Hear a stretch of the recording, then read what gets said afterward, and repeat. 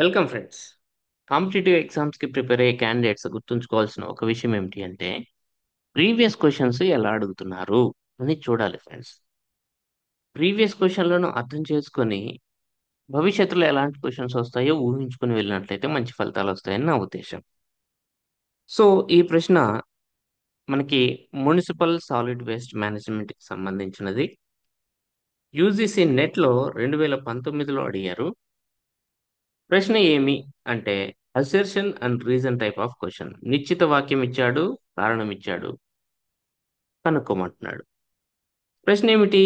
Assertion నిశ్చిత వాక్యం ఏమిటి అంటే refused derive fuel from municipal solid waste has higher energy content then raw municipal solid waste.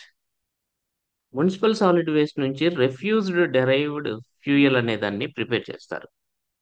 ఆ refuse derived fuel లో high energy content ఉంటుంది raw municipal solid waste కంటే అంటున్నాడు. దీనికి సంబంధించి మనం ఎలా ప్రిపేర్ అవ్వాలి? ఇది నేను నా స్టూడెంట్స్ కి ప్రిపేర్ చేసి ఇచ్చినటువంటి పీడిఎఫ్. దీంట్లో వేస్ట్ టు ఎనర్జీ టెక్నాలజీస్ గురించి నేను డిస్కస్ చేస్తూ production of refuse derived fuel గురించి మాట్లాడాను. రెఫ్యూజ్ డెరైవ్డ్ ఫ్యూయల్ అంటే వెరీ సింపుల్ ఫ్రెండ్స్. మండే స్వభావం కలిగినటువంటి వ్యర్థాలను సాలిడ్ వేస్ట్ లో మండే స్వభావం.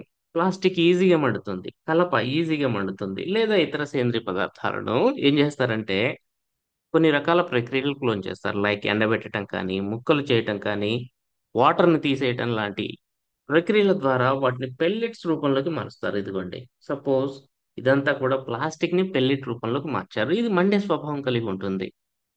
మండే స్వభావం కలిగినటువంటి వ్యర్థాలను మొత్తం సాలిడ్ వేస్ట్ లో నుంచి సెపరేట్ చేసి వాటిని పెల్లెట్స్ రూపంలోకి మార్చే ప్రక్రియనే production of refuse derived fuel అంటాం. రెఫ్యూజ్ డెరైవ్డ్ ఫ్యూయల్ అంటే ఇదే. కొన్ని రకాల ప్రక్రియలకు లోన్ చేస్తారు, క్లోరినేటెడ్ పదార్థాలు కాకుండా అదర్ థింగ్స్ ని. ఇక్కడే మీకు ఘన వ్యర్థ నిర్వహణ నియమాలు 2016 ప్రకారం 1500 కిలో క్యాలరీలు పర్ కేజీ లేదా అంతకంటే ఎక్కువ క్యాలరీ విలువ కలిగినటువంటి నాన్ రీసైక్లబుల్ వేస్ట్ ని ల్యాండ్ ఫిల్స్ లోకి పడేయకూడదు. ఖచ్చితంగా రెఫ్యూజ్ డెరైవ్డ్ ఫ్యూయల్ కి వాడాలి అని చెప్పాం. అంటే ఇక్కడ మళ్ళీ క్వశ్చన్కి రండి. హై ఎనర్జీ కంటెంట్ ఉంటుంది రెఫ్యూజ్ డెరైవ్డ్ ఫ్యూయల్ లో అంటున్నారు. Yes, in fact refuse derived fuel కు వాడేటటువంటి రా మెటీరియలే హై ఎనర్జీ కంటెంట్ ఉన్నది. దాన్ని ల్యాండ్ ఫిల్ లో పడేయకూడదు. So statement 1 is absolutely right. Reason చూడండి. Combustible organic material gets concentrated in fuel pellets produced from municipal solid waste. Yes, fuel pellets కనుక prepare చేసినట్లయితే దహించబడేటటువంటి ఆర్గానిక్ మెటీరియల్ అంతా కూడా ఒక దగ్గర కాన్సన్ట్రేట్ అవుతుంది అని చెప్పాను. ఇప్పుడే మనం పిక్చర్ లో చూసాం. ఇక్కడ మెటీరియల్ అంతా కాన్సన్ట్రేట్ అయ్యింది ఒక దగ్గర. అందుకని ఇది హై ఎనర్జీ కంటెంట్ కలిగి ఉంటుంది. So assertion is right, reason is right, and reason is correct explanation to the assertion is the right answer friends. ఇది both A and R true and R is the correct explanation of A అవుతుంది. ఒకదానికి ఒకటి సంబంధం కలిగి ఉన్నాయి కాబట్టి clear గా మనం మన పీడిఎఫ్ లో దీని గురించి ఎక్స్ప్లెయిన్ చేసి ఇవ్వడం జరిగింది. ఇంగ్లీష్ లో ఇంకా క్లియర్ గా వస్తుంది చూడండి. The fuel derived from plastic, wood or organic waste of combustible nature other than chlorinated materials into pellet form by drying, shredding, dehydration, etc. is known as refuse derived fuel. 1500 kilo calories per KG or అంతకంటే ఎక్కువ ఉన్నటువంటి calorific value ఉన్న వాటిని ఖచ్చితంగా land fils లో dispose చేయకూడదు. ఖచ్చితంగా దాన్ని రెఫ్యూజ్ డెరైవ్డ్ ఫ్యూయల్ తయారీకి మాత్రమే తయారు చేసుకోవాలి అని క్లియర్ గా ఇచ్చాం. సార్ అదొక్కటే చూసి చెప్తున్నారు లేదండి, మధ్యప్రదేశ్ వాళ్ళు కూడా ఆల్రెడీ రెఫ్యూజ్ డెరైవ్డ్ ఫ్యూయల్ మీద క్వశ్చన్ అడగడం జరిగింది. రెఫ్యూజ్ డెరైవ్డ్ ఫ్యూయల్ అంటే ఏంటి? Segregated high calorific fraction of processed MSW. ఇట్లాంటివన్నీ ఎక్కడ దొరుకుతాయి అంటే కేవలం అఫీషియల్ వెబ్సైట్స్ లో, అఫీషియల్ డాక్యుమెంట్స్ లోనే దొరుకుతాయి. Suppose this is municipal solid waste management rules. ఇవి ఏకంగా రూల్సే చదవాలి, ఒరిజినల్ రూల్స్. దాంట్లో non recyclable waste having calorific value of 1500 calories per kg or more shall not be disposed in landfills అని క్లియర్గా ఇచ్చారు.